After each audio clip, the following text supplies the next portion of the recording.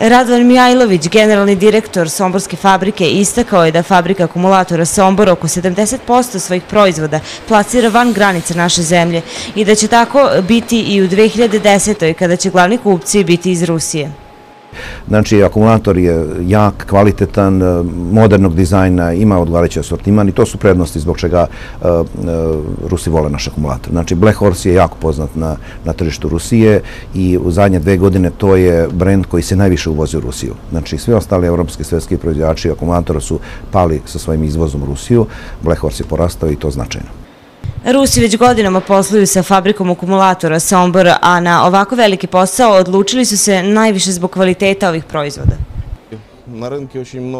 Na ruskom tržištu veliki broj ljudi zna za brendove fabrike akumulatora Sombor i njima se dopadaju ovi proizvodi.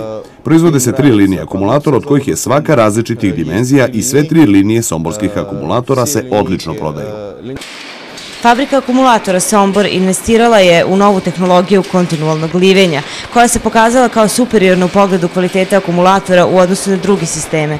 Ovaj sistem se uklapa u tehnološku budućnost akumulatorske industrije, kao takav prepoznat je u Rusiji, koja će u budućnosti sigurno postati i najveći kupac Black Horse akumulatora.